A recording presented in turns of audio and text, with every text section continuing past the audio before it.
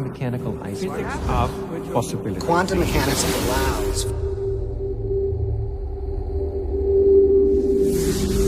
supreme mind. The brain is capable of millions of neural nets. Cascade of biochemical An emotional response. molecules. The brain does not know the difference between what it sees in its environment and what it remembers. We are running the holodeck. Whatever way we observe the world around us. So how can you continue to see the world as real if the self that is determining it to be real is intangible?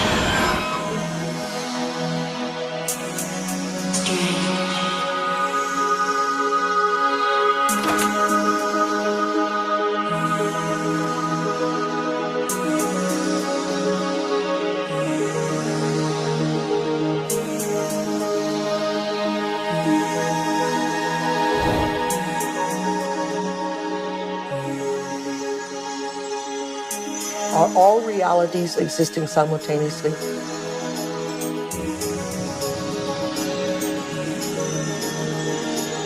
Is there a possibility that all potentials exist side by side?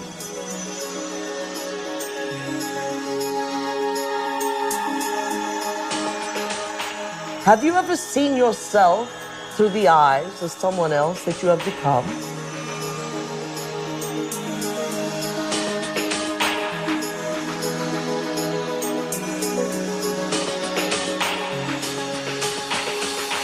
And looked at yourself through the eyes of the ultimate observer? Who are we? Where do we come from? What should we do? And where are we going? Why are we here? Well, that is the ultimate question, isn't it? What is reality? What I thought was unreal now, for me, seems in some ways to be more real than what I think to be real, which seems now more to be unreal. You can't explain it. And anybody who gets too lost and anybody who spends too much time trying to explain it is likely to get lost forever down the rabbit hole of mysteriousness. I think the more you look at quantum physics, the more mysterious and wondrous it becomes. Quantum physics, in very succinctly speaking, is a physics of possibilities. These are questions. These are addressing questions of how the world feels to us, of whether there's a difference between the way the world feels to us and the way it really is. Have you ever thought about what thoughts are made of? I think some of the things we're seeing with the children today is a sign that the culture is in the wrong paradigm and not appreciating the power of thought. Every age, every generation has its built-in assumptions that the world is flat, or that the world is round, etc. There are hundreds of hidden assumptions, things we take for granted that may or may not be true. Of course, in the vast majority of cases, historically, these things aren't true. So presumably, if history is any guide, much about what we take for granted about the world simply isn't true. But we're locked into these precepts without even knowing it oftentimes. That's a paradox. Modern materialism strips people of the need to feel responsible. And often enough, so does religion. But I think if you take quantum mechanics seriously enough, it puts the responsibility squarely in your lap, and it doesn't give answers that are clear-cut and comforting. It says, yes, the world is a very big place, it's very mysterious, mechanism is not the answer, but I'm not going to tell you what the answer is. Because you're old enough to decide for yourself. everyone a mystery? Is everyone an enigma? They most certainly are. Asking yourself these deeper questions opens up new ways of being in the world. It brings in a breath of fresh air. It makes life more joyful. The real trick to life is not to be in the know, but be in the mystery.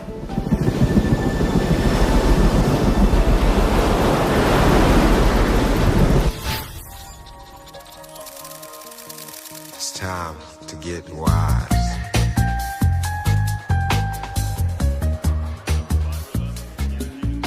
Why do we keep recreating the same reality? Why do we keep having the same relationships? Why do we keep getting the same jobs over and over again? In this infinite sea of potentials that exist around us, how come we keep recreating the same realities? Isn't it amazing that we have options and potentials that exist, but we're unaware of them?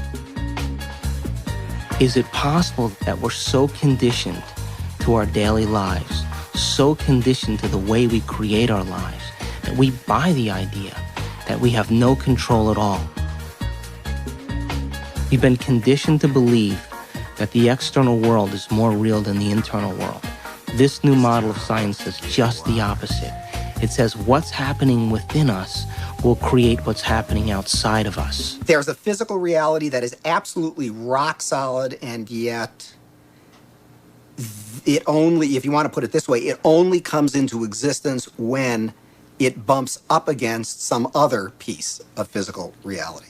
That other piece may be us, and of course we're partial to those moments, but it doesn't have to be either. It could be just some incidental rock comes flying along and interacts with this fuzzy mass of stuff, and sure enough, it provokes it into a particular state of existence. And there were philosophers in the past that said, look, if I kick a rock and I hurt my toe, that's real. I feel that, it feels real, it's vivid, and that means that it's reality.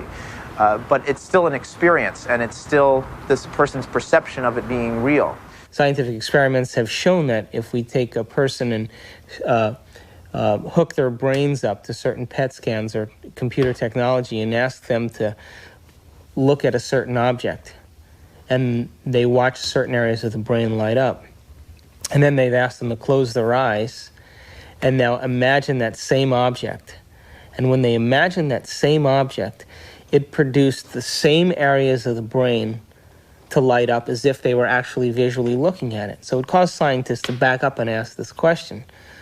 So who sees then? Does the brain see? Or do the eyes see? And what is reality? Is reality what we're seeing with our brain? Or is reality what we're seeing with our eyes? And the truth is that the brain does not know the difference between what it sees in its environment and what it remembers, because the same specific neural nets are then firing. So then it asks the question, what is reality?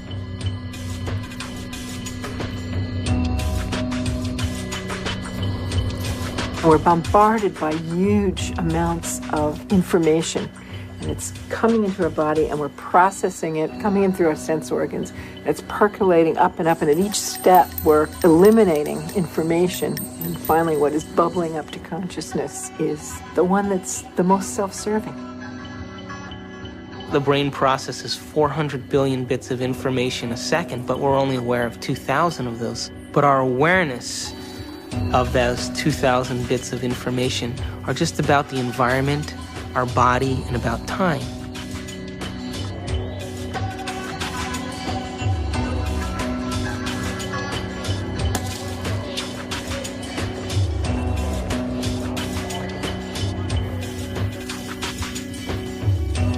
We're living in a world where all we see is the tip of the iceberg, the classical tip of an immense quantum mechanical iceberg. Hey, wow! You got a lot of shots to develop? No. Oh, bummer. Well, I'll catch you later.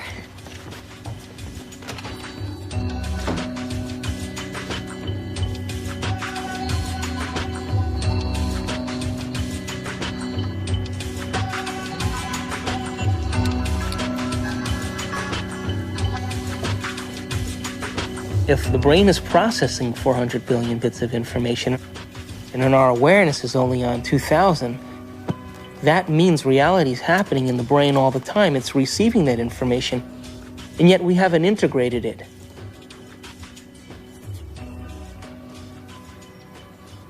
The eyes are like the lens, but the tape that's really seeing is the back of the brain.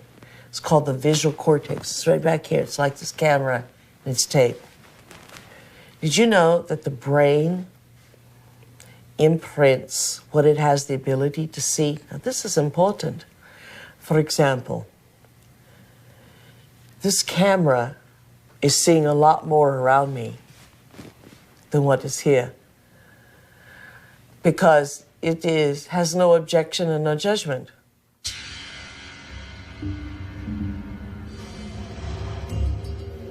The only movie that's playing in the brain is what we have the ability to see. So is it possible our eyes, our cameras see more than what our brain has the ability to consciously project?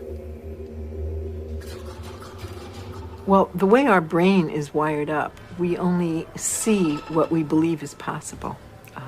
We match patterns that already exist within ourselves through conditioning.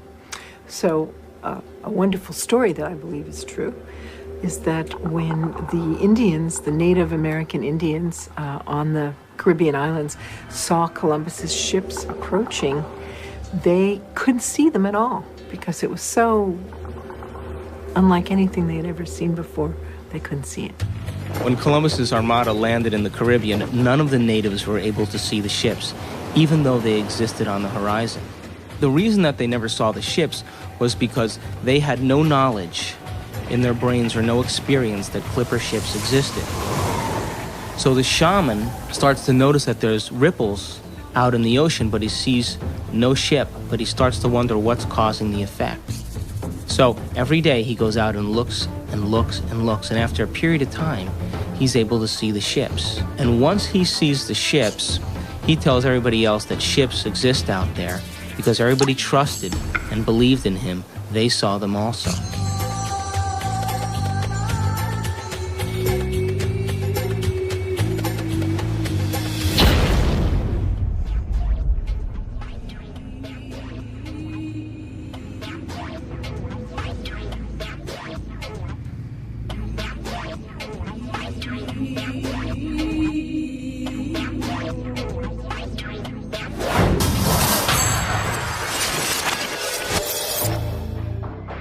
We create reality.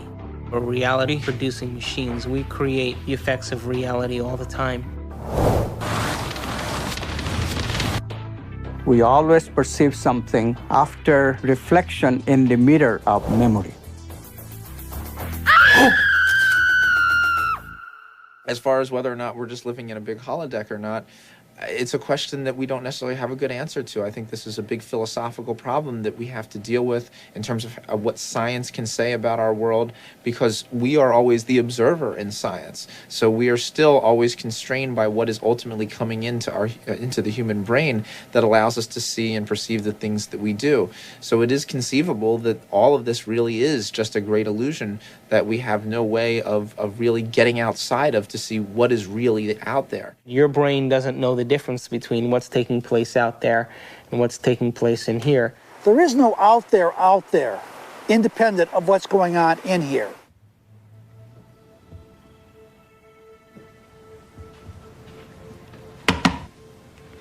You okay? I heard you scream earlier. Was it another dream?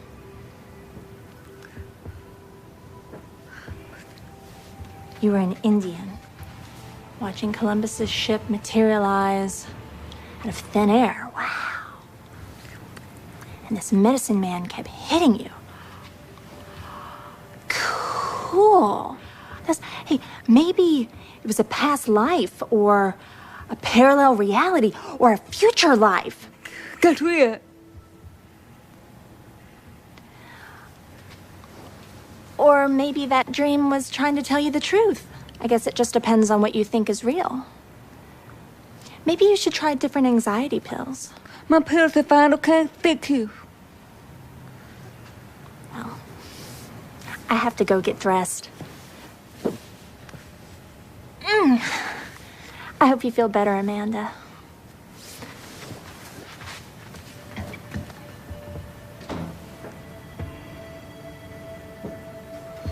God, Amanda, I could be such an asshole.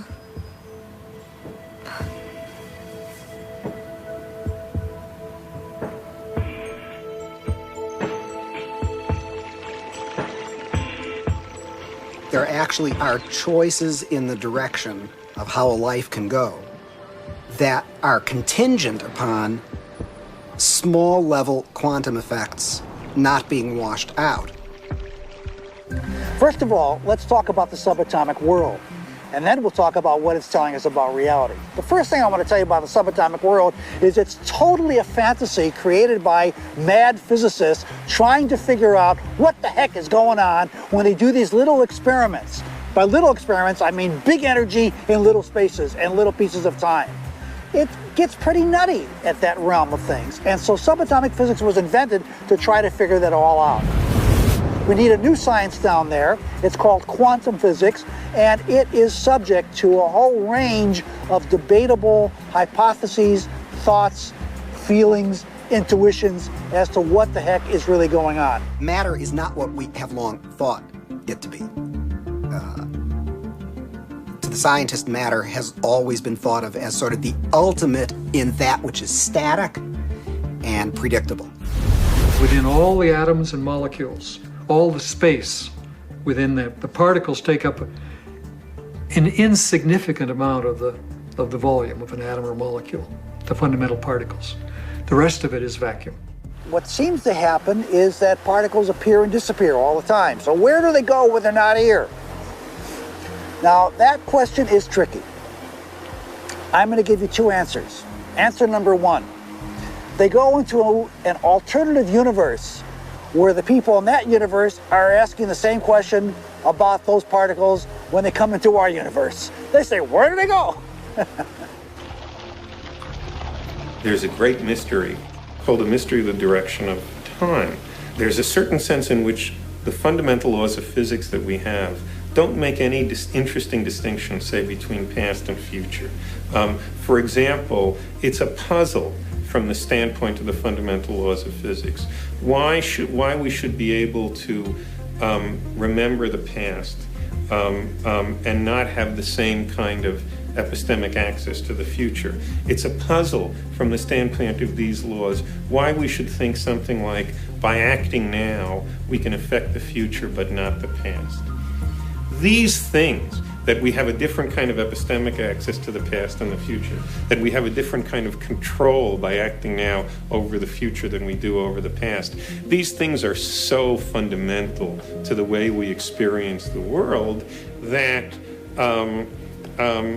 that it seems to me not to be curious about them is to be, 3/4 of the way to being dead.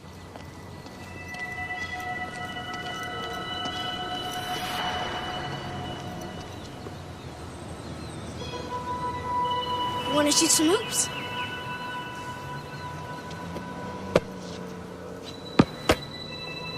Now you don't have to be like that. Come on and play. Look, he likes you. Don't you have time for a little one-on-one? How long has it been since you played? Come on, you got the ball. Take a shot. No, my lady, not from there. It's out of bounds. Gotta be on the court to be in play.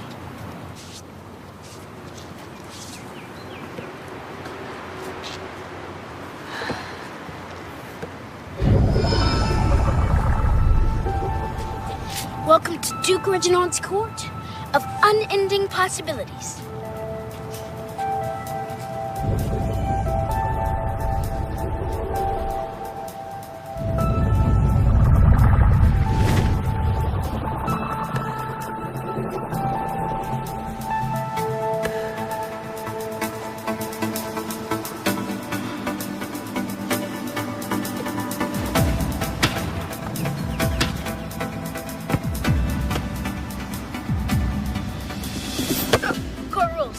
Gotta sink the last one. They're hung. never touched you. And it's not solid. This ball is mostly empty. In fact, the universe is mostly empty.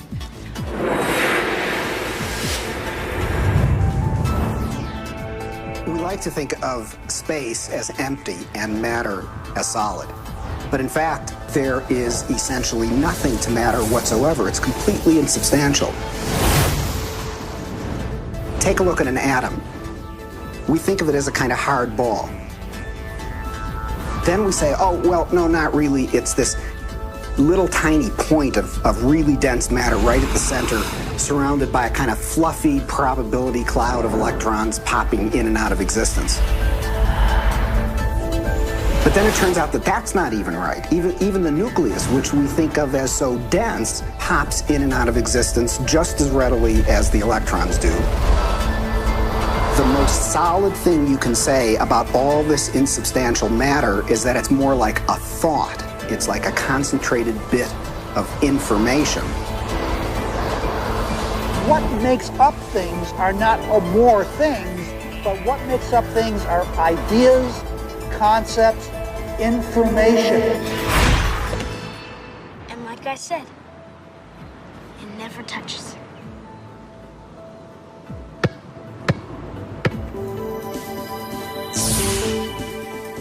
Those electrons build up a charge and push the other electrons away before they touch. So nobody touches nothing. Come on, put your stuff down. Nobody's gonna take it. Like I said, this is my court. It's no problem.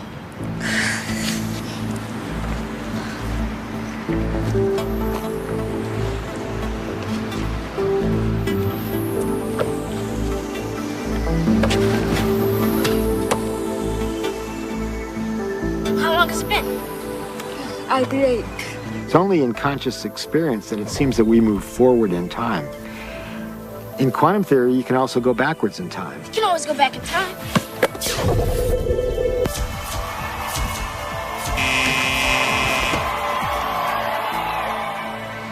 What's the matter? Remember, it's empty. How do you know this yet? I read Dr. Quantum comics. Everybody thinks it's just kid stuff, but I know it's real. That's how I do my magic on the court. Yeah, I always choose the Wonder Boy first. He's got the weirding way. Well, Dr. Quantum says everybody's got it. Everybody's doing it constantly, each and every time you look. When you ain't looking, it's like a wave. When you are looking, it's like a particle. When you are not looking, there are waves of possibility. When you are looking, then there are particles of experience. A particle, which we think of as a solid thing, really exists in a so-called superposition, a spread out wave of possible locations. And it's in all of those at once. The instant you check on it, it snaps into just one of those possible positions. Quantum superposition implies that a particle can be in two or more places or states simultaneously. And this is a very bizarre concept and one of the hallmarks of the quantum world. Superheroes use superposition, with the world being potential strips of reality. Until we choose. Heroes choose what they want. Being in many places at once, experiencing many possibilities all at once, and then collapsing on the one. The question is, how far down the rabbit hole do you want to go?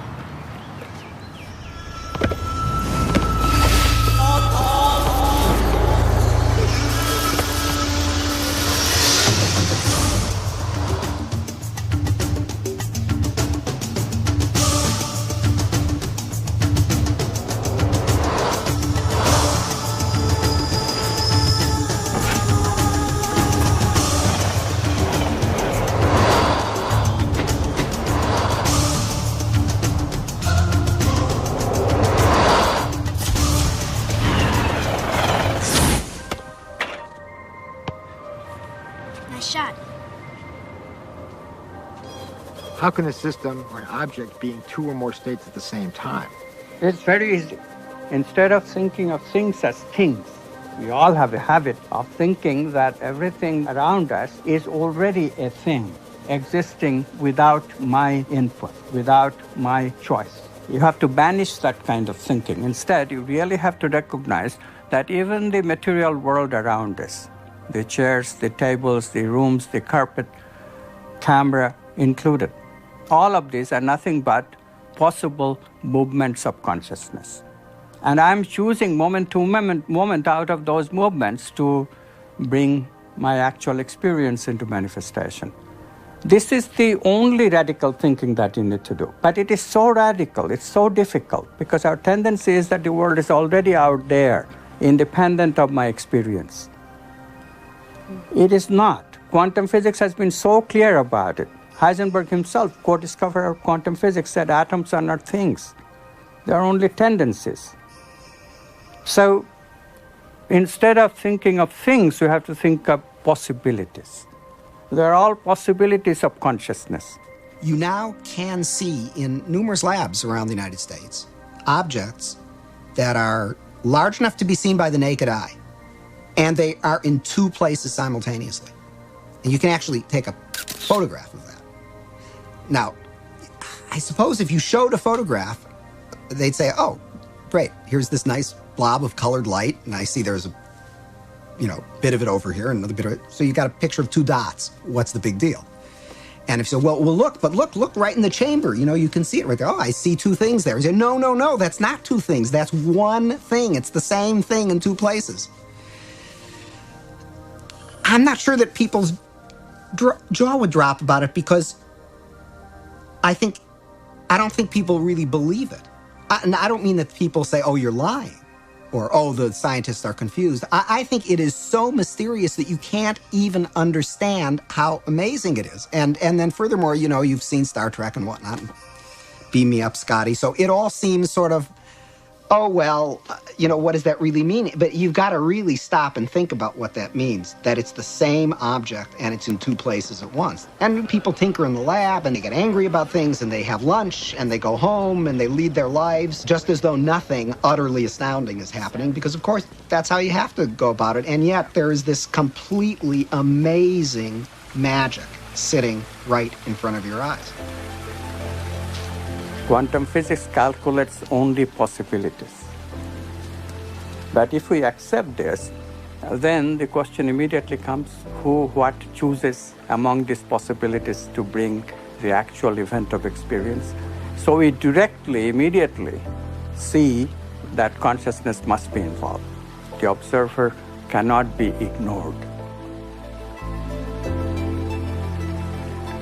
We know what an observer does from a point of view of quantum physics, but we don't know who or what the observer actually is. Doesn't mean we haven't tried to find an answer. We've looked. We've gone inside of your head. We've gone into every orifice you have to find something called an observer, and there's nobody home. There's nobody in the brain. There's nobody in the cortical regions of the brain. There's nobody in the subcortical regions or the limbic regions of the brain. There's nobody there called an observer. And yet we all had this experience of being something called an observer, observing the world out there. Is this the observer, and which is so intricate to understanding the wacky, weird world of quantum particles and how they react? Is this, then, the observer? In my modeling, the observer is the spirit inside the four-layered bio-body suit. And so it's like the ghost in the machine. It is the consciousness that's driving the vehicle. And it is observing the surround. The four layers of the bio-body suit have all kinds of sensory systems to pick up signatures from the surround.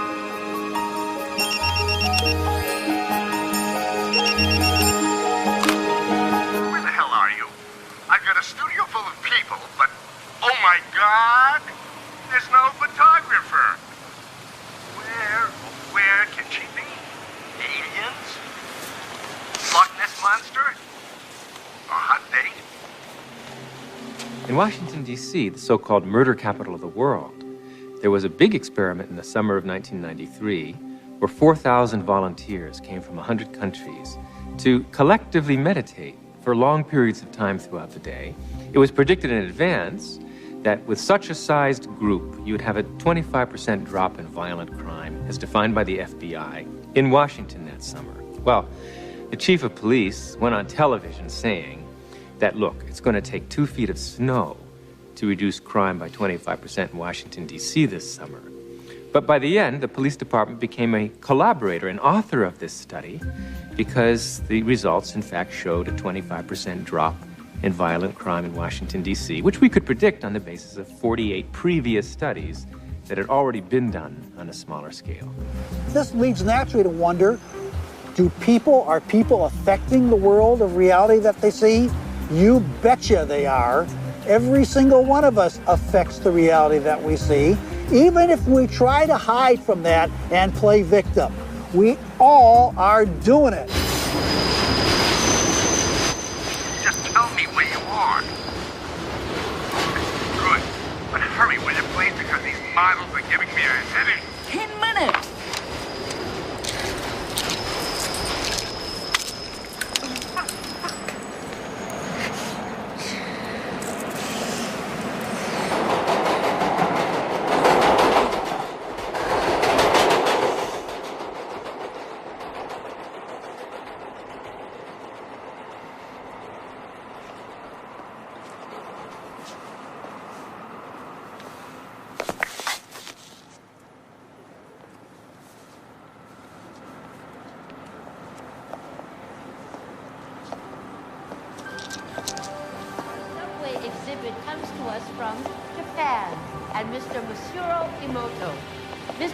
Became terribly interested in the molecular structure of water and what affects it.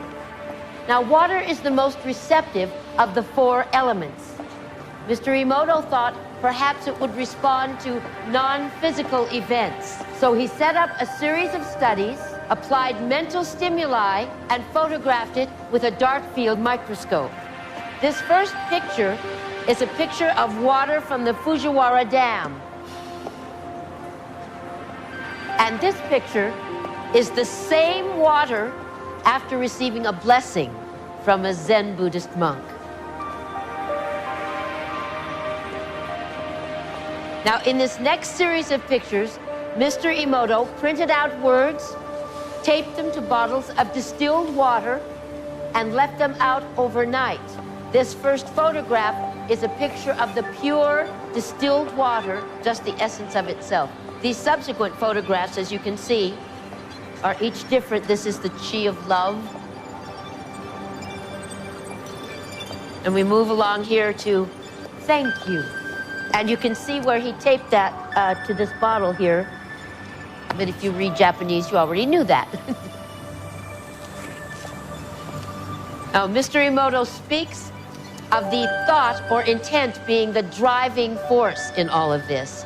The science of how that actually affects the molecules is unknown, except to the water molecules, of course. And it's really fascinating when you keep in mind that 90% of our bodies are water.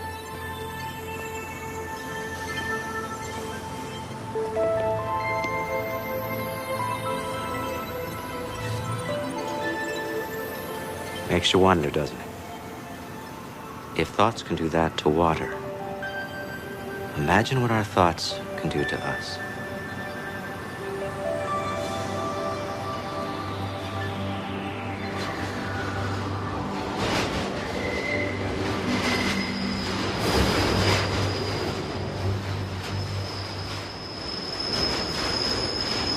Absolutely, thought alone can completely change the body. Most people don't affect reality in a consistent, substantial way because they don't believe they can.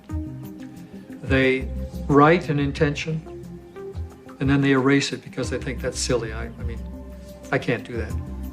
And then they write it again and then they erase it. So time average, it's a very small effect. And it really comes down to the fact that they believe they can't do it. If you accept with every rudiment of your being that you will walk on water Will it happen? Yes, it will. But you know, it's like positive thinking. It's a wonderful idea, positive thinking. But what it usually means is that I have a little smear of positive thinking covering a whole mass of negative thinking. So thinking positive is not really thinking positive, it's just disguising the negative thinking that we have. When we think of things, then we make the reality more concrete than it is. And that's where we become stuck. We become stuck in the sameness of reality. Because if reality is concrete, obviously I'm insignificant. I cannot really change it. But if reality is my possibility of consciousness itself, then immediately comes the question of how can I change it? How can I make it better? How can I make it happier?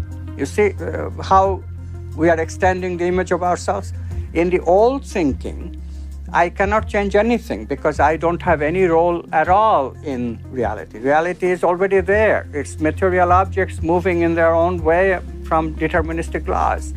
And mathematics determines what they will do in a given situation. I, the experiencer, have no role at all. In the new view, yes, mathematics can give us something. It gives us the possibilities that all these movements can assume, but it cannot give us the actual experience that I'll be having in my consciousness. I choose that experience. And therefore, literally, I create my own reality. It may sound like a tremendous bombastic claim by some new agey without any understanding of physics whatsoever, but really quantum physics is telling us that.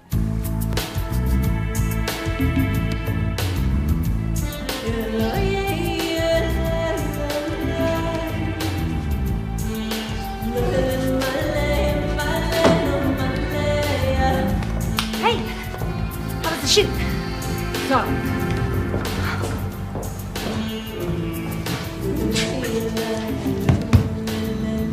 Your boss called. He's worried about you.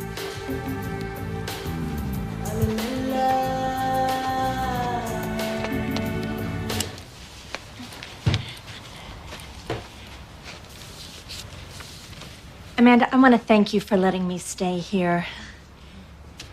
I know I'm a bit much sometimes and that it's been tough after Bob and all.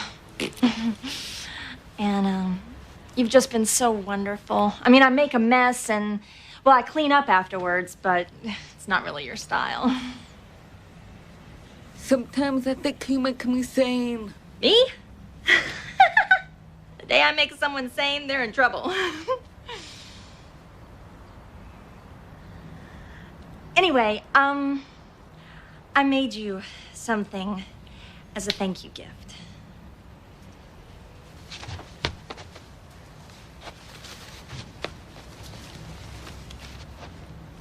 Open it.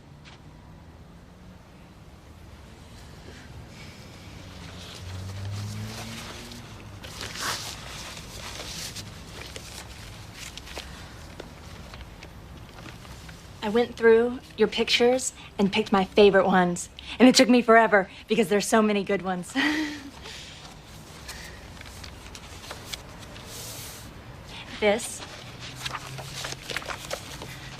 That's for all the wonderful photos you will be taking.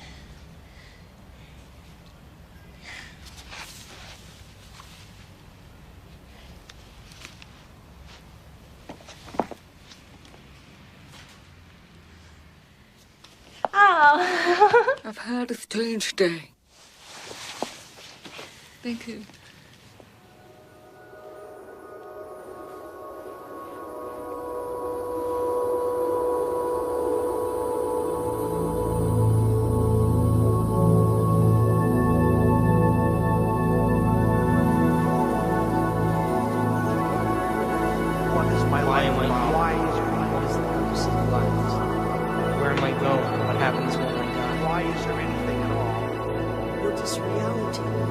It makes you wonder, doesn't it? If thoughts can do that to water, imagine what our thoughts can do to us. Reality ultimately comes down to our experience. ever thought about what thoughts are made of? Is there a substance of thought? I guess it just depends on what you think is real. The world being possible timelines of reality. Until we choose. Are all realities in the quantum field existing simultaneously? Addiction is something real, something that you can't stop. There literally are different worlds in which we live. There's the macroscopic world that we see. There's the world of our cells. There's the world of our atoms. There's the world of our nuclei. These are each totally different worlds. They have their own language. They have their own mathematics. They're not just smaller. Each is totally different. But they're complementary. Because I am my atoms. But I am also my cells. I'm also my macroscopic physiology. It's all true. They're just different levels of truth. The deepest level of truth uncovered by science and by philosophy is the fundamental truth of unity. At that deepest subnuclear level of our reality, you and I are literally one. One.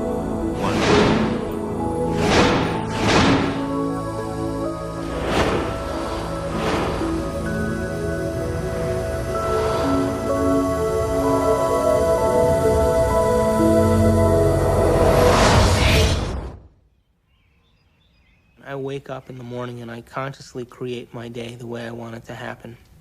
Now, sometimes, because my mind is examining all the things that I need to get done, it takes me a little bit to settle down and get to the point of where I'm actually intentionally creating my day. But here's the thing, when I create my day, and out of nowhere, little things happen that are so unexplainable, I know that they are the process or the result of my creation. And the more I do that, the more I build a neural net in my brain that I accept that that's possible. It gives me the power and the incentive to do it the next day. In addiction, we have a supreme, beautiful opportunity to decipher the difference between our intangibility of our nobleness of character and the day-to-day business of how that character is revealed in a three-dimensional world through our bodies.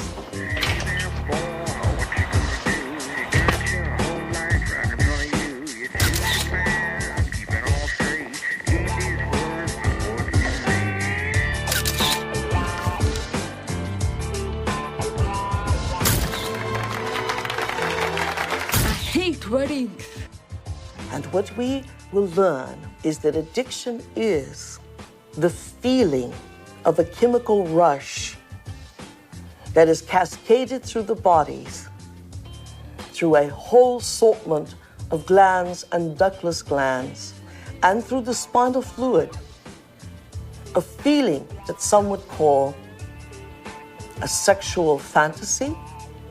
It only takes one sexual fantasy for a man to have a hard-on. In other words, it only takes one thought here for a man to have an erection in his member. And yet, there was nothing outside of him that gave him that. It was what was within him that gave him that. Oh, hey, Amanda, I didn't know you were there. Guilty. Awake. Come on, blink. This is a good assignment, if you'd see it that way. What to see?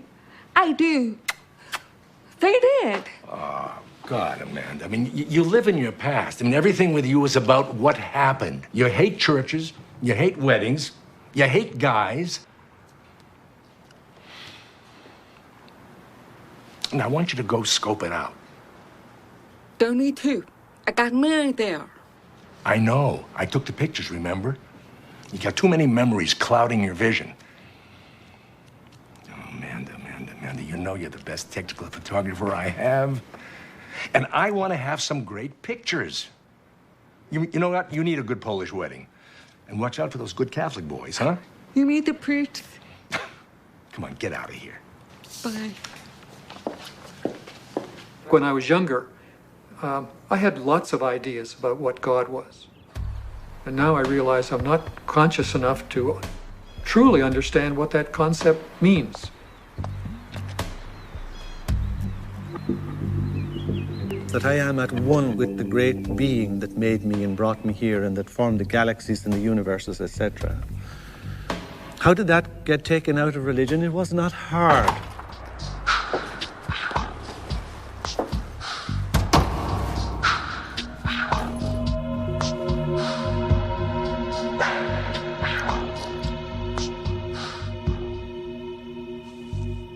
Most of the problems that religion and the various philosophical movements down through the centuries have produced have been errors because that's where they started. That God is a distinct, separate being from us, to whom I must offer worship, whom I must cultivate, humor, please, and hope to attain a reward from at the very end of my life. That is not what God is. That is a blasphemy. God is such a broad thing, some parts of which, most of the parts of which that are associated with organized religion is something that I sort of recoil at and something that I think has done a lot of harm to the world, done harm to women, done harm to oppressed peoples, done harm to the World Trade Center. And yet, at the same point, we have the epitome of a great science. The closest science has ever come to explaining Jesus' interpretation that the mustard seed was larger than the kingdom of heaven. And the only science that can fit into that analogy is quantum physics.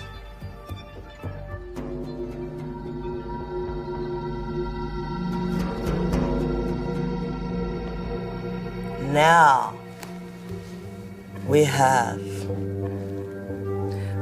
great technology, from anti-gravity magnets and magnetic fields of zero-point energy. We have all that, and we still have this ugly, superstitious, backwater concept of God.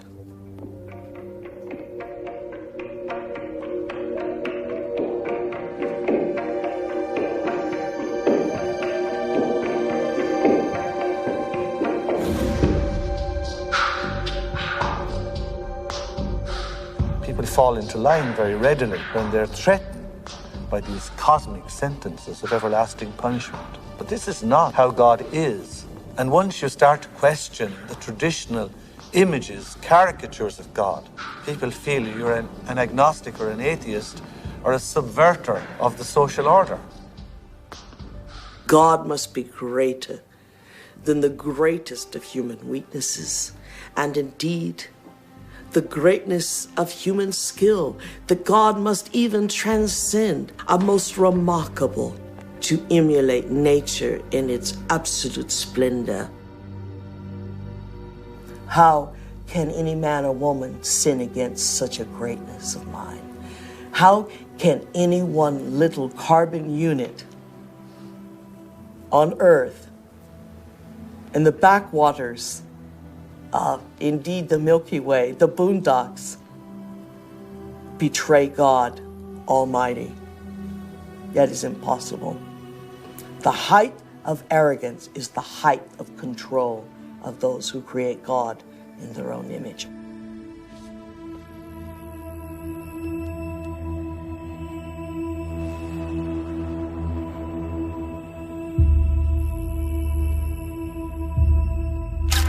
I now present to you Mr. and Mrs. Richard Buck Filipowski.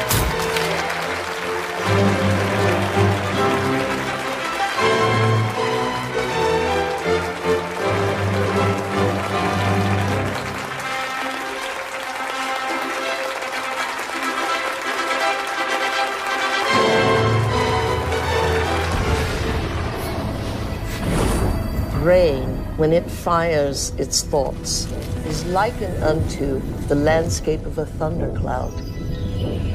And the synaptic cleft is the sky between the storm and the earth receptor site. And you see this foreboding dark cloud boiling in the sky. And you see electrical impulses moving through it, veins of electric light, and then you see it hit the ground.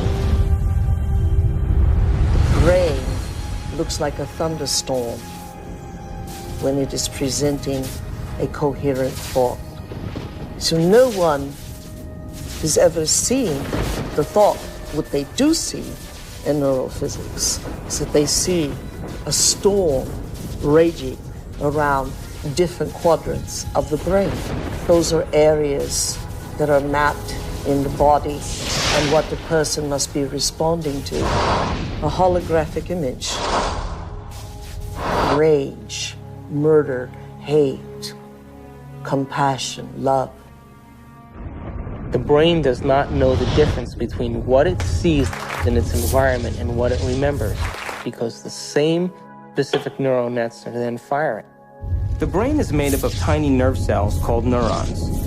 These neurons have tiny branches that reach out and connect to other neurons to form a neural net. Each place where they connect is integrated into a thought or a memory.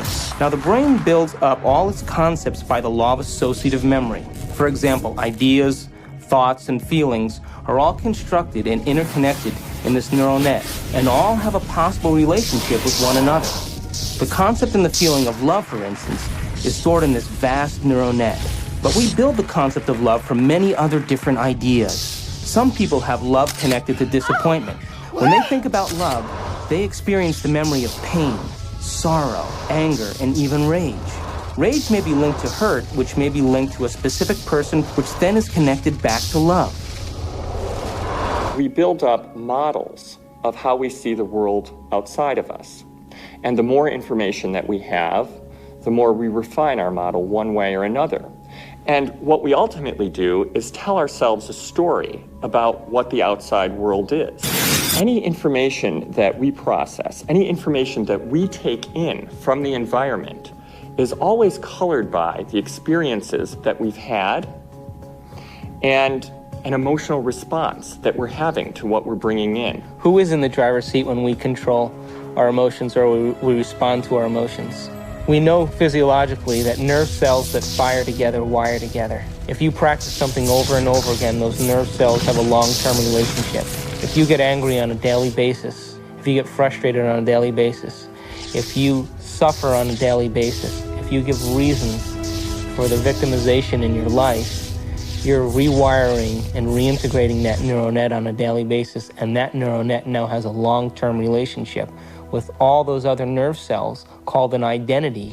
We also know that nerve cells that don't fire together no longer wire together. They lose their long-term relationship because every time we interrupt the thought process that produces a chemical response in the body, every time we interrupt it, those nerve cells that are connected to each other start breaking the long-term relationship. When we start interrupting and observing, not by stimulus and response and that automatic reaction, but by observing the effects it takes, then we are no longer the body, mind, conscious, emotional person that's responding to its environment as if it is automatic.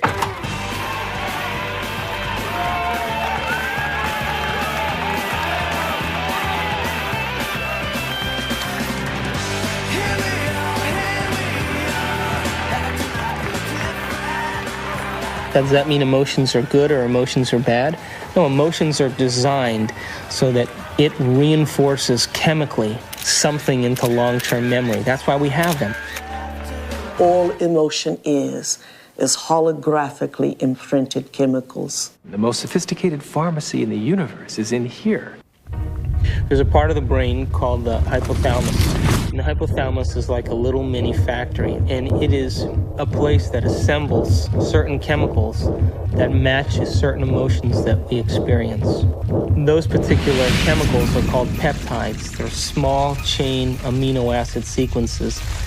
The body's basically a carbon unit that makes about 20 different amino acids all together to formulate its physical structure. The body is a protein-producing machine. In the hypothalamus, we take small chain proteins called peptides, and we assemble them into certain neuropeptides or neurohormones that match the emotional states that we experience on a daily basis. So there's chemicals for anger, and there's chemicals for sadness, and there's chemicals for victimization, there's chemicals for lust, There's a chemical that matches every emotional state that we experience. And the moment that we experience that emotional state in our body or in our brain, that hypothalamus will immediately assemble the peptide that then releases it through the pituitary into the bloodstream. The moment it makes it into the bloodstream, it finds its way to different centers or different parts of the body. Now, every single cell in the body has these receptors on the outside. And one cell can have thousands of receptors studying its surface, kind of opening up to the outside world. And when a peptide docks on a cell, it literally, like a key going into a lock, sits on the receptor surface and attaches to it and kind of moves the receptor, and kind of like a doorbell buzzing, sends a signal into the cell. It's party time!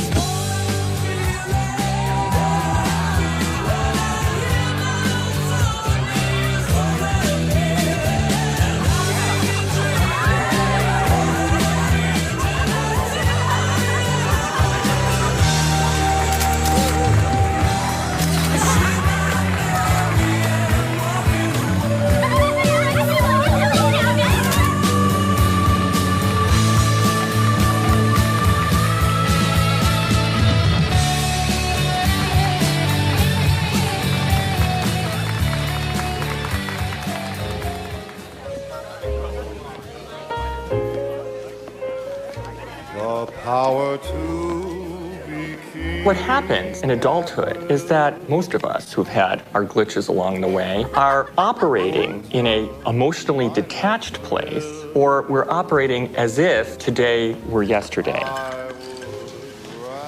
What is it? Mixed.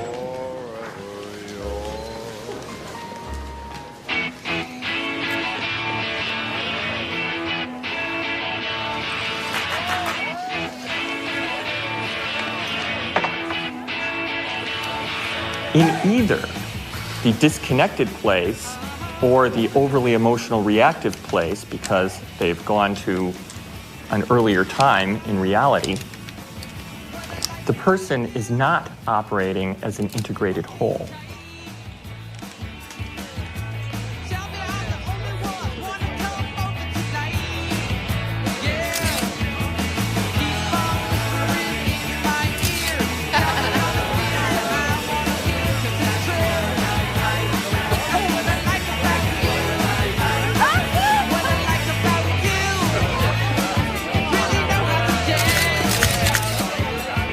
Along the outside of the cell are these billions of receptor sites that are really just receivers of incoming information. A receptor that has a peptide sitting in it changes the cell in many ways. It sets off a whole cascade of biochemical events, some of which wind up with changes in the actual nucleus of the cell. Hi, when I grew up, I want to become a photographer just like you. Oh. Got any tips? Take that picture. Thanks. Each cell is definitely alive, and each cell has a consciousness, particularly if we define consciousness as the point of view of an observer. There is always the perspective of the cell. A few years later!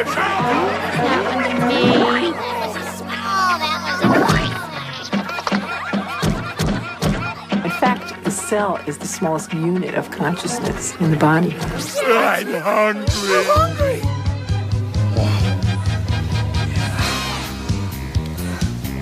Oh yeah! We've commandeered an entire serving platter!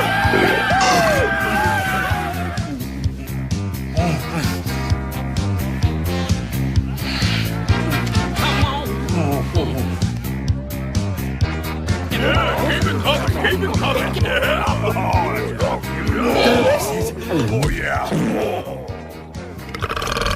Well, my definition of an addiction is something really simple. Something that you can't stop. Oh, make me suffer, please. You wanna hurt? We bring to ourselves situations that will fulfill the biochemical craving of the cells of our body by creating situations that meet our chemical needs. It always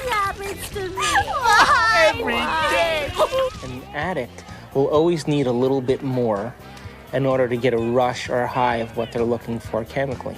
Don't tell me to calm down. You're always bossing me around. So my definition really means that if you can't control your emotional state, you must be addicted to it. Oh, I knew this was going to happen.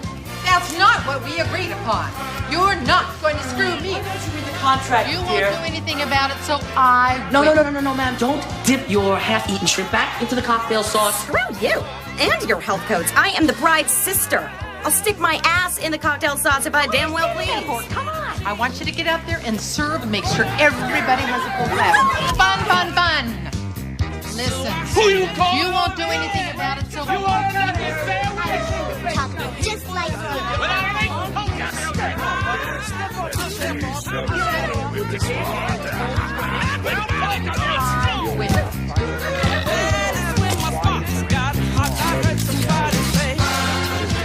What is reality? What is the real reality?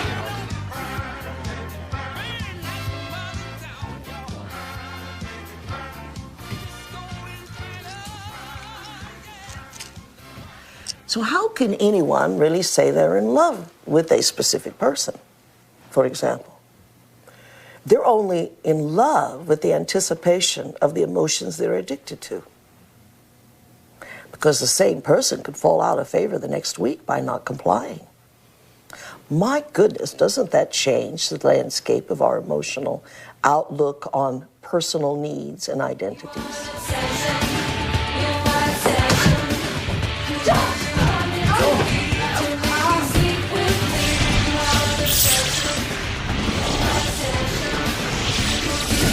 Oh, yeah.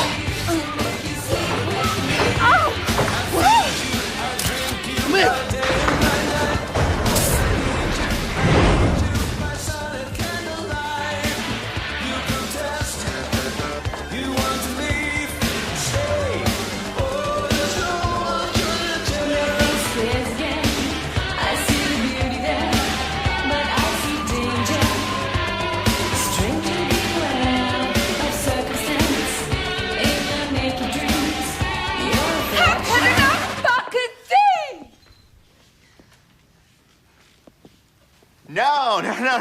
No. You got the punchline wrong. It's a photographer's joke. Go on about your music?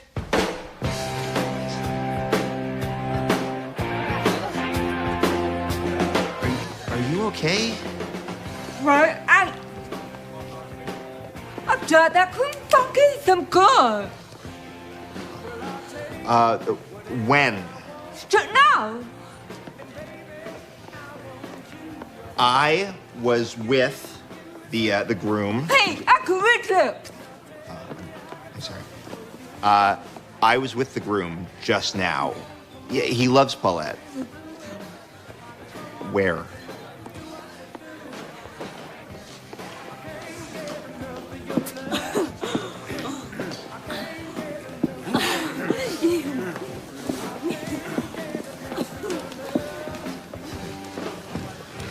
Polacks, they all look the same in a tux. You're not Polish. Hi. Thanks. Here. This will help.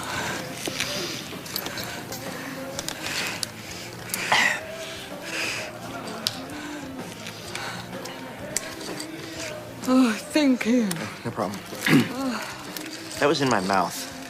Forget it.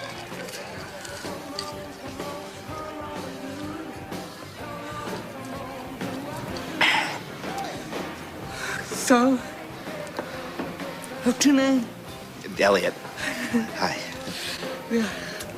It's I'm Amanda. Hey, Amanda. I should have asked you what your name. You photograph a lot of weddings? I hate it. I'm doing the thing again with my hands. I'm sorry. We are emotions, and emotions are us. Again, I can't separate emotions. When you consider that every aspect of your digestion, every sphincter that opens and closes, every group of cells that come in for nourishment and then moves out to heal something or repair something, those are all under the influence of the molecules of emotion. I mean, it's this total buzz. So you ask if emotions are bad. Emotions are not bad. They're life. They color the richness of our experience. It's our addiction that's the problem. The thing that most people don't realize is that when they understand that they are addicted to emotions... Another drink? It's not just psychological. It's biochemical.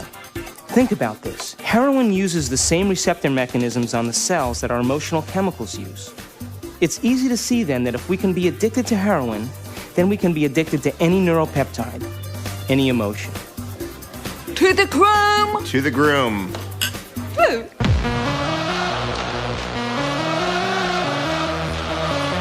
What's up, guys? What's up, man? Hello. What do we need? Some boxes. Put out! Yeah, baby!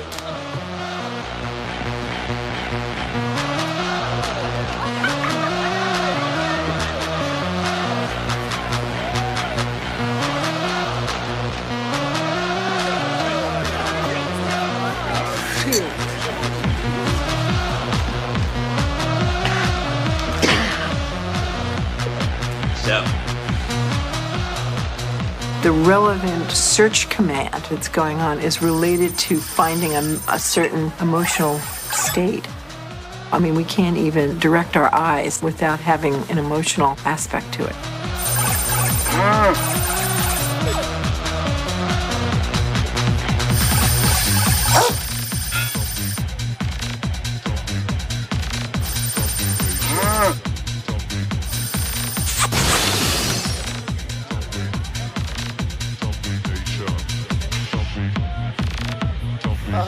Oh, gosh. She wouldn't fall for me. Oh, mama! Woo! What the hell are you waiting for? Come on, you little pussies! Jeez, I can't believe you guys! What are you? Ooh, come on, just get the hell out of the way! Hi there, honey! Come on, baby, you know you want it. Oh, don't give me that look.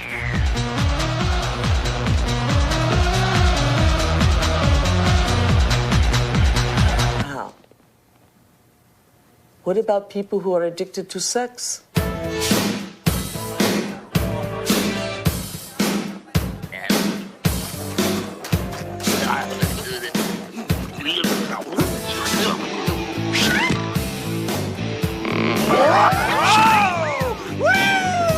Hello there, big boy. Is there a rocket in your pocket, or are you just happy to see me?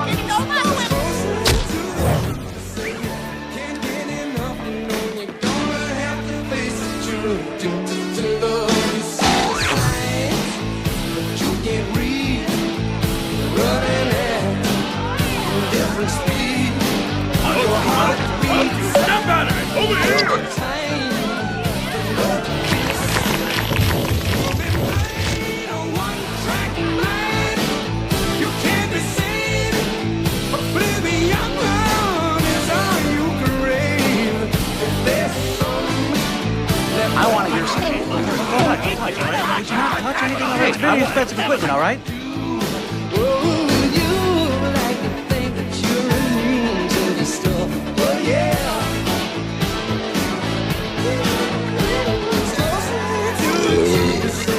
I want to hear some polka music, okay? I'm gonna play the people want to hear some I know polka we're gonna music. play the- You can't have a Polish wedding without polka music!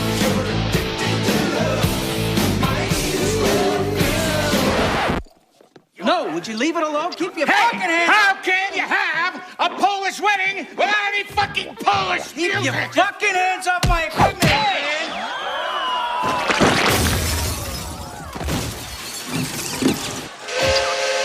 Like I said before, it ain't a Polish wedding without a polka!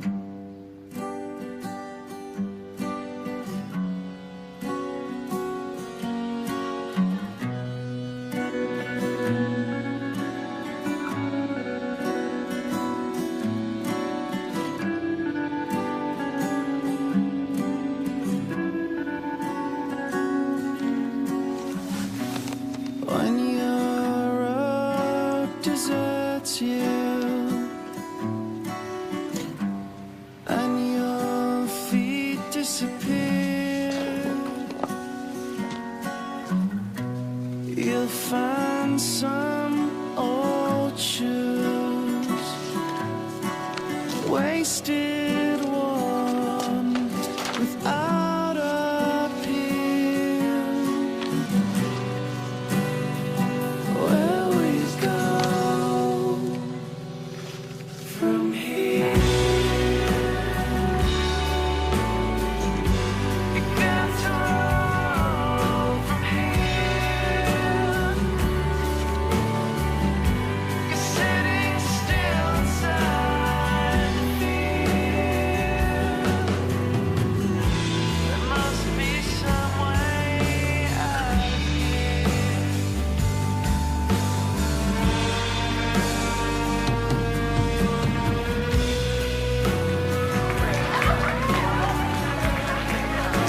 Our mind literally creates our body. So it all starts in the cell. The cell is a protein-producing machine, but it gets its signal from the brain. One of the things about receptors is they change in their sensitivity. If a given receptor for a given drug or internal juice is being bombarded for a long time at a high intensity, it will literally shrink up. There will be less of them, or it will be hooked up in such a way that it is desensitized or downregulated. So the same amount of drug or internal juice will elicit a much smaller response.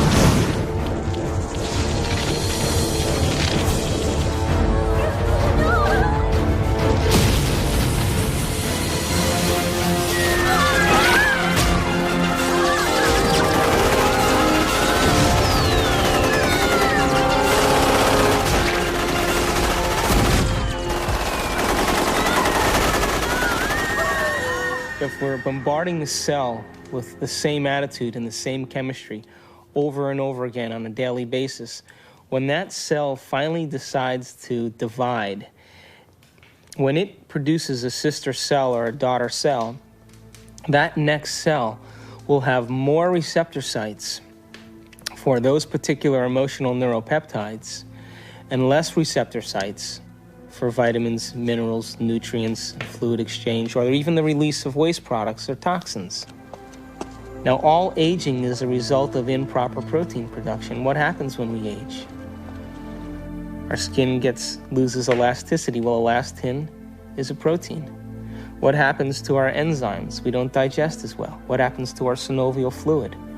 Those are proteins. They become brittle and stiff. What happens to our bones? They become thin. So all aging is a result of improper protein production. So then the question arises, does it really matter what we eat? And does nutrition really have an effect if the cell doesn't even have the receptor sites after 20 years of emotional abuse to even receive or to let in the nutrients that are necessary for its health?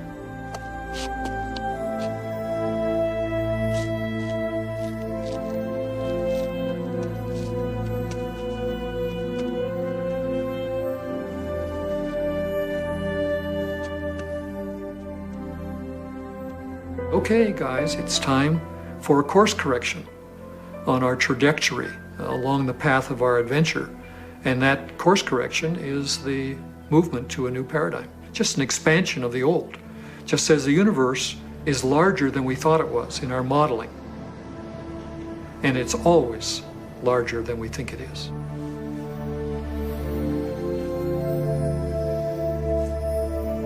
I hate you.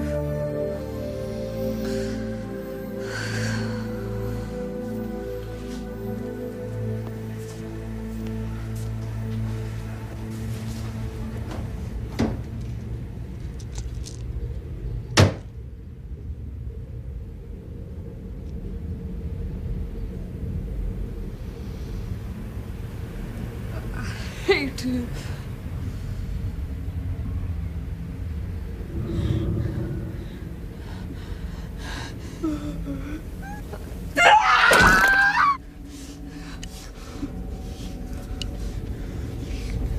You idiot! You suck! Look at you! You're fat! You're ugly! You're worth nothing! You get it all! I hate you!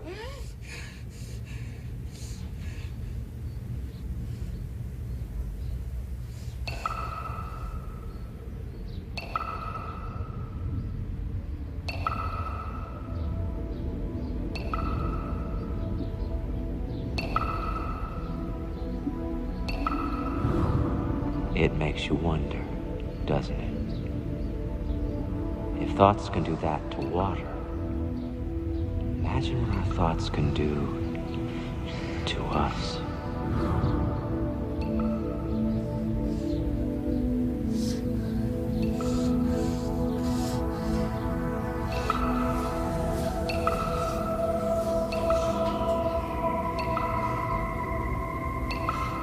No one has ever came along and ever given you sufficient, intelligent knowledge about your beautiful self, how you work from the inside out.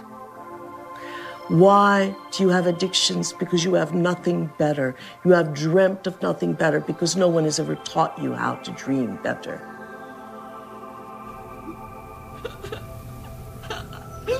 Do I think that you are bad? I don't think you're bad. Do I think you're good? I don't think you're good either. I think you're God.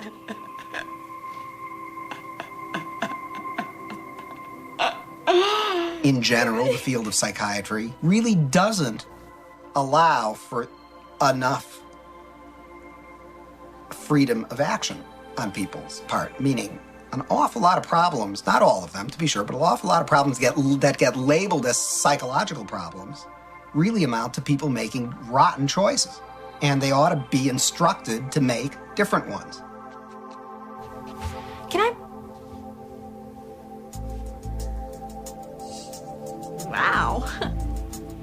Wow. Borrow some toothpaste?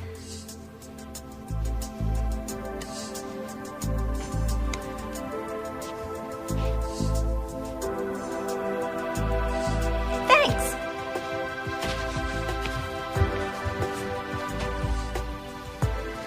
When I talk about we disappearing, I don't mean that we physically disappear.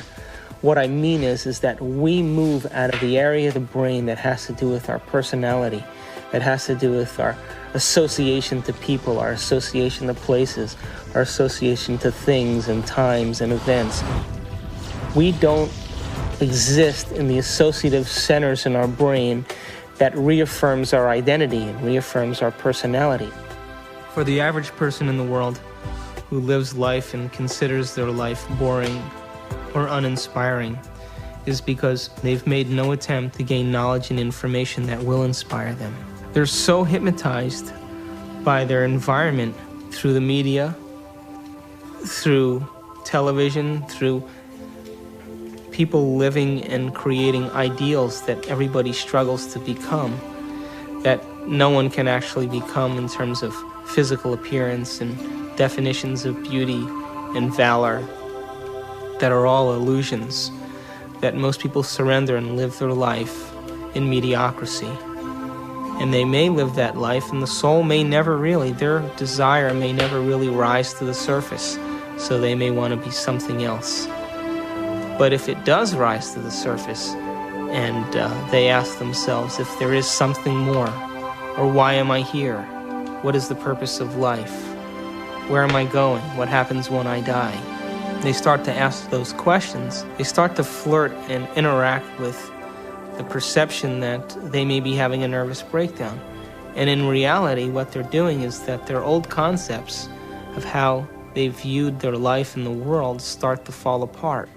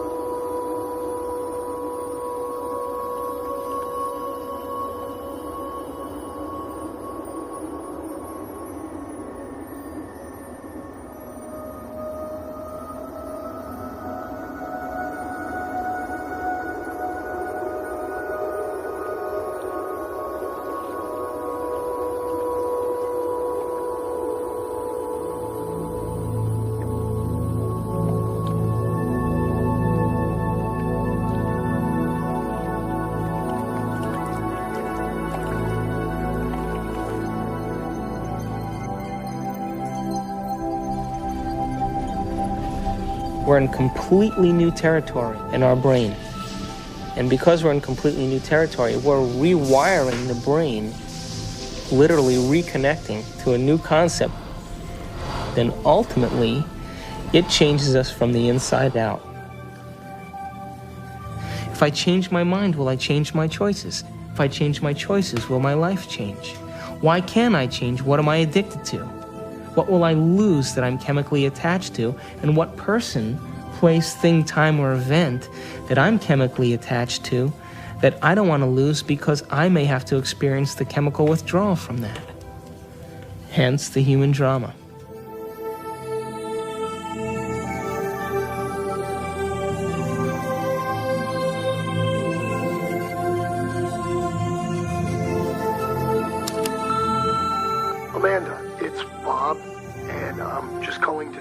I hope that you can come tonight. I really want to see you. I really want to talk to you. I know we can work things out.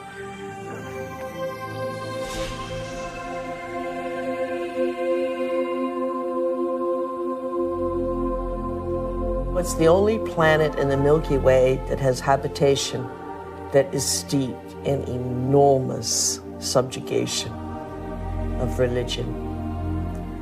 You know why that is? Is because people have set up right and wrong. If I do this, I'm going to get punished by God. If I do the other thing, I'm going to get rewarded. This is a really poor description that tries to map out a path in life for us to follow, but with deplorable results, because there really is no such thing as good or bad. We're judging things far too superficially that way. Does that mean you're in favor of sin and licentiousness and depravity? No. It simply means that you need to improve your expression and understanding of what you're dealing with here. There are things that I do, and I know they'll evolve me. There are other things that will not evolve me. But it's not good or bad. And there's no God waiting to punish you because you did one or the other. There is no God condemning people. Everyone is God's. At the same time, God is the sort of placeholder name for those parts of our experience of the world which are somehow transcendent, somehow sublime. I have no idea what God is. And yet I have an experience that God is. There is something very real about this presence called God. Although I have no idea how to define God, to see God as a person or a thing, I can't seem to do it. It's kind of like asking a human being to explain what God is similar to asking a fish to explain the water in which the fish swims. God is a superposition of all the spirit from all things. You are a God in the making, and you have to walk this path. But someday, you have to love the abstract as much as you love the condition of addiction. The only way that I will ever be great to myself is not what I do to my body, but what I do to my mind.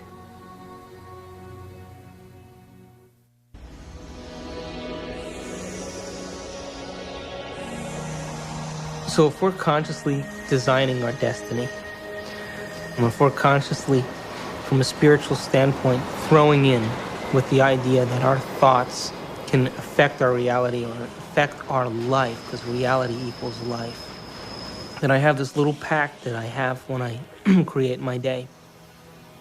I say I'm taking this time to create my day, and I'm infecting the quantum field. Now, if is in fact the observers watching me the whole time that I'm doing this, and there is a spiritual aspect to myself, then show me a sign today that you paid attention to any one of these things that I created, and bring them in a way that I won't expect. So I'm as surprised at my ability to be able to experience these things and make it so that I have no doubt that it's come from you.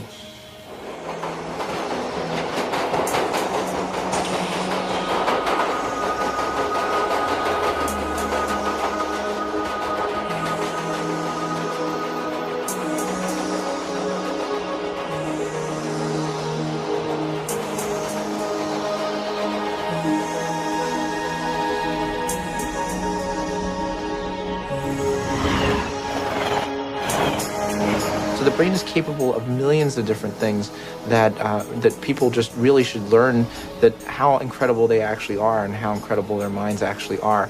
And that not only do they have this unbelievable thing within their head that can do so many things for them and can help us learn and can actually change and adapt, and it can make us something better than what we actually are, and it can actually help us to transcend ourselves. That there may be some way that it can actually take us to a higher level of our existence, where we can actually understand the world in a deeper way, where we can understand our relationship to things and people in a deeper way, and we can ultimately make more meaning for ourselves in our world. We can show that there's a spiritual part of our brain, but it's a part that we all can have access to, and it's something that we can all do.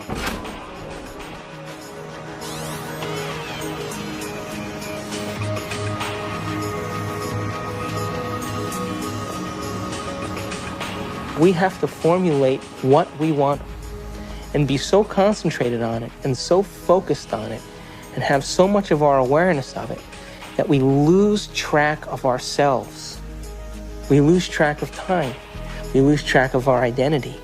And the moment we become so involved in that experience that we lose track of ourselves, we lose track of time, that picture is the only picture that's real. And everybody's had that experience when they've made up their mind that they've wanted something.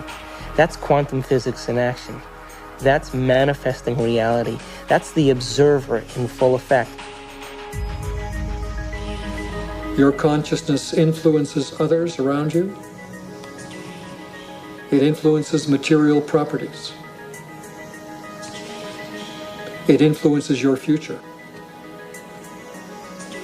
You are co-creating your future.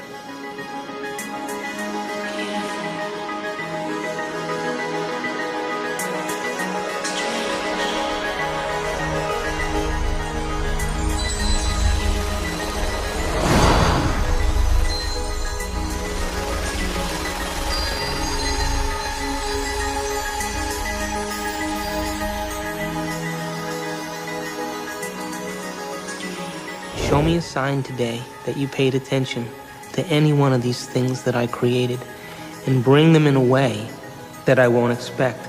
So I'm as surprised at my ability to be able to experience these things and make it so that I have no doubt that it's come from you.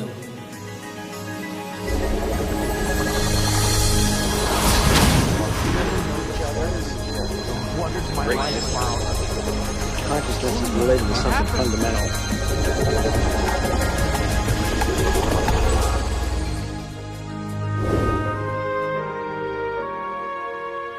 Have you ever seen yourself through the eyes of someone else that you have become? What an initiation.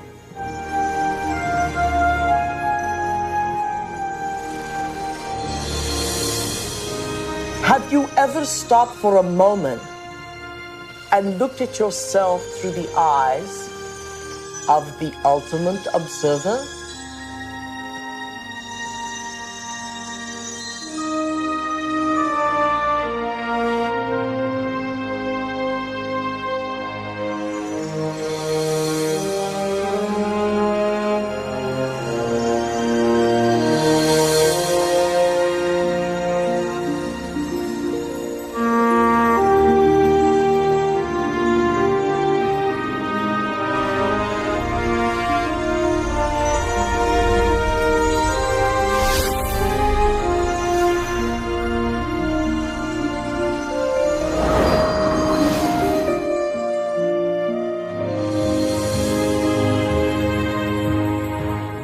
I am much more than I think I am. I can be much more even than that. I can influence my environment with people. I can influence space itself. I can influence the future. I am responsible for all those things. I and the surround are not separate. They're part of one. I'm connected to it all.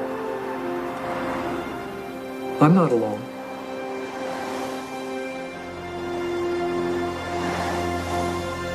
Knowing that there's this interconnectedness of the universe, that we are all interconnected and that we are connected to the universe at its fundamental level, I think is as good an explanation for spirituality as there is.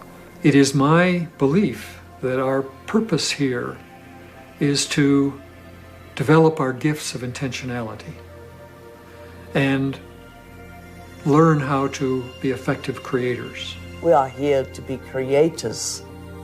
We are here to infiltrate space with ideas and mansions of thought. We are here to make something of this life. To acknowledge the quantum self, to acknowledge the place where we really have choice, to acknowledge mind. When that shift our perspective takes place, we say that somebody has been enlightened.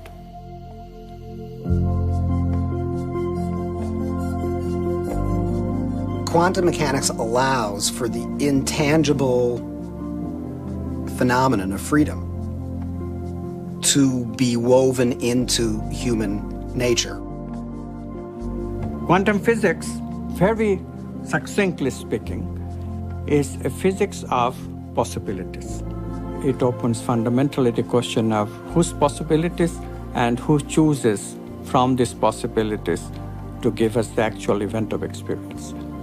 The only answer that is satisfactory, both logically and meaningfully, is the answer that consciousness is the ground of all being. We must pursue knowledge without any interference of our addictions. And if we can do that, we will manifest knowledge in reality, And our bodies will experience it in new ways, in new chemistry, in new holograms, new elsewheres of thought, beyond our wildest dreams. All of us one day will reach the level of the avatars that we have read about in history, the Buddhas and the Jesus. Welcome to the kingdom of heaven, without judgment, without hate, without testing, without anything. That we simply are has allowed this reality we call real, from the power of intangibility, to pull out of inertness action, chaos, and hold it into its form, and we call it matter.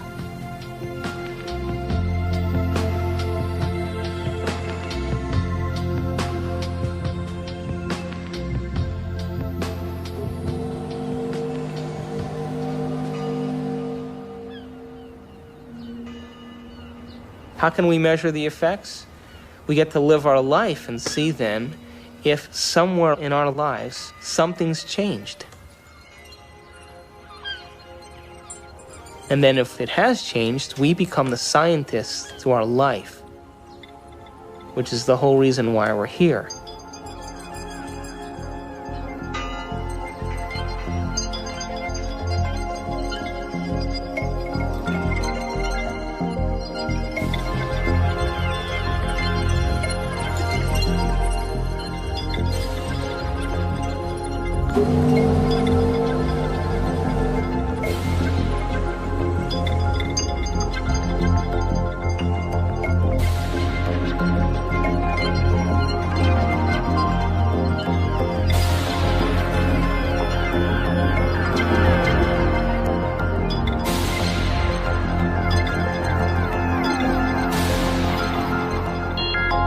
Don't just take it at face value.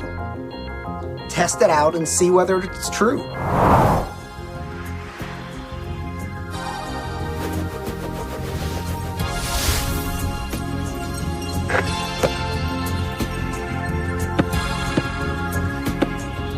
Hey, you're back. I'm back. So you never answered my question. What question? How far down the rabbit hole do you want to go?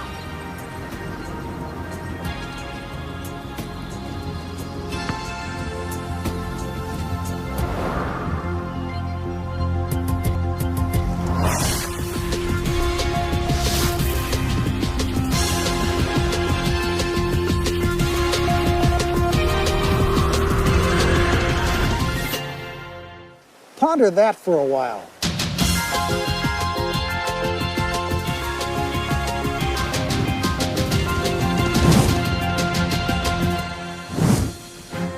My name's David Albert. I got a PhD in theoretical physics. I studied biochemistry at Rutgers University, and then went to chiropractic college at Life University in Atlanta, Georgia. My postgraduate training is in anatomy and physiology, neurochemistry, neurophysiology, and genetics. I study quantum physics. I sometimes teach it. I have written a book on quantum physics and many books explicating the meaning of quantum physics. After my PhD from Harvard, I went to CERN, the European Laboratory for Particle Research, and then joined faculty at Stanford. And my work there has been the development of unified quantum field theories. I have about 100 publications in this area, but perhaps I'm best known for the discovery of supersymmetric flipped SU5 grand unified field theory.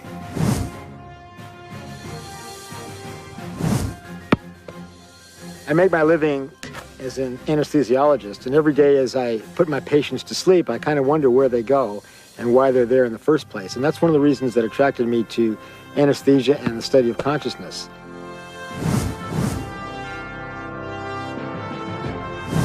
My name is Michal Ledwith, and for most of my life I was a professor of theology. I'm Dr. Daniel Monti. I'm a physician with specialty training in psychiatry and human behavior. I'm on the full-time faculty at the Jefferson Medical College. I actually got very interested in studying this whole topic of the brain and spirituality because it had to do with a lot of the questions that I was asking ever since I was a child about reality and how we understood truth and what was real. And as I grew up and as I realized that while spirituality was, in some senses, a very important part of trying to find those answers, science also was a very crucial part. And I was ultimately looking for some way of bringing those two forces together.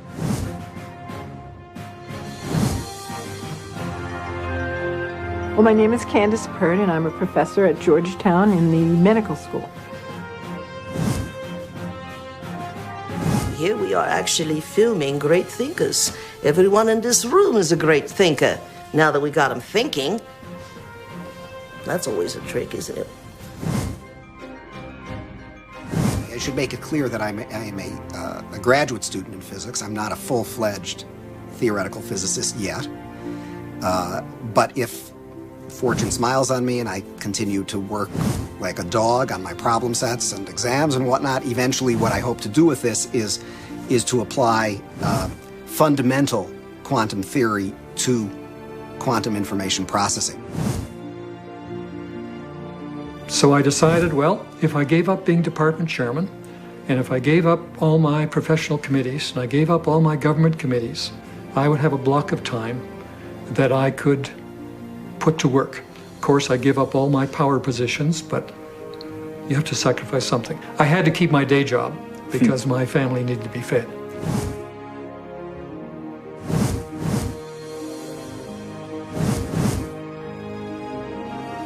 I presume that you're asking me how scientists can sound this wacko because I must be sounding wacko. It's really an interesting question. If you study science long enough, and seriously enough, and dig deeply enough, if you don't come out feeling wacko about it, you haven't understood a thing.